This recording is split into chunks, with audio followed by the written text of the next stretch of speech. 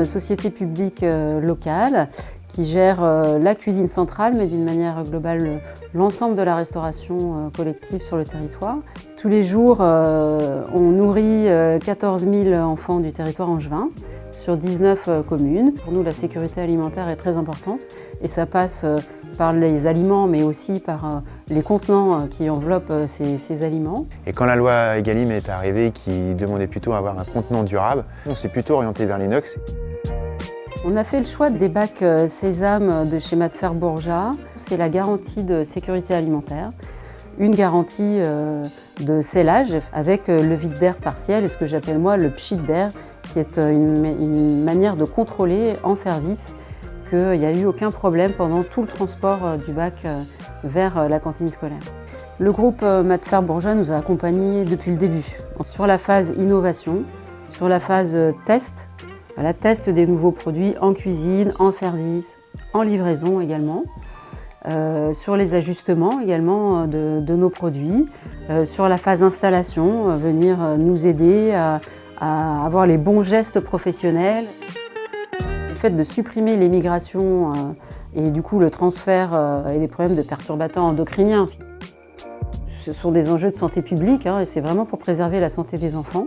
Et je vais même plus loin, c'est-à-dire qu'on a été sensible aussi à la qualité de l'inox et pour nous c'était important de s'adresser à un industriel français qui trace bien l'ensemble de ses process et de ses matières premières notamment. L'avant-projet, c'était déjà d'identifier le format du bac.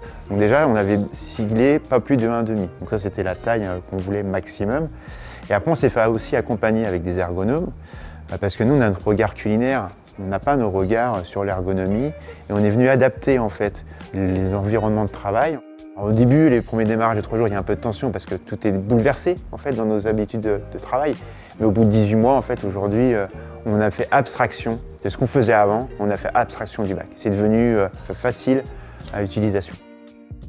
En complément, pour identifier le contenu de ce qu'il y a dans les bacs, on a une impression au jet d'encre directement sur le couvercle. Donc toutes les informations obligatoires se retrouvent imprimées sur le couvercle. Pour moi, la solution Sésame, c'est une solution durable, réemployable. Donc ça, c'est vraiment le premier enjeu. C'est une solution qui est ergonomique. Et donc ça répond en fait aux problématiques ou aux craintes qu'on peut avoir au niveau professionnel de surpoids. Il y a des formats qui permettent de limiter le poids en charge. Et puis sur le dépilage des bacs qui est facilité. On a des échelles ouvertes en fin de chaîne de conditionnement. Le bac, il est sur des contenants mobiles. Ça évite en fait que les choses soient beaucoup trop lourdes.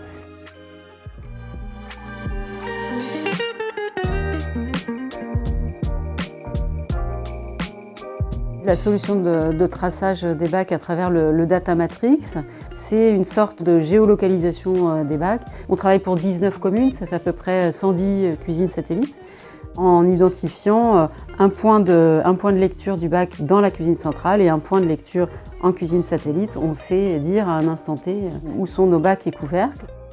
C'est quelques serveuses chez nous qui ont effectivement émis l'idée de pouvoir avoir au moins une différenciation par la couleur des valves pour différencier les entrées du plat protidique, de l'accompagnement ou des desserts. Et pendant 18 mois, en fait, il y a eu des phases de test, retour d'expérience. Moi-même, j'ai été au sein de l'usine Bourja pour comprendre aussi les problématiques qui peuvent lier à la production de bacs. Et puis, je trouve que les choses elles ont plutôt bien matché. Voilà, les retours d'expérience ont été bénéfiques de chaque côté. Chacun a apporté sa pierre à l'édifice. Si on fait le chemin du bac, le bac il met 3 jours à revenir au point de départ. Grosso modo, la première journée, il se la passe au conditionnement, donc c'est là qu'on conditionne les recettes. L'étape 2, en fait, il va être sur la livraison, donc là, il est acheminé sur les écoles. L'étape 3, ça, il va être au lavage, et les bacs, ils sont propres comme au premier jour, parce qu'il n'y a rien de jetable sur le bac, tout est durable. Mais 2 ans après, tout se passe très bien. On n'a pas perdu de valve, voilà, tout et nos bacs sont en bon état. Donc on est parti sur plusieurs années de fonctionnement beaucoup plus vertueux. C'est vrai qu'avec un bac inox, c'est plutôt, on peut faire des gratins, on peut faire plus de faits maison. Donc le sentiment en fait visuel pour les enfants, il n'est pas le même et on sait que les enfants mangent d'abord avec les yeux. C'est le bac inox 2.0, donc c'est un bac inox nouvelle génération. fini le bac inox qui était grand avant, qui était lourd. Aujourd'hui, on a un bac inox qui va vers les 30 prochaines années. Et puis c'est aussi un enjeu environnemental pour préserver les ressources naturelles et puis d'une manière plus générale l'environnement et notre planète.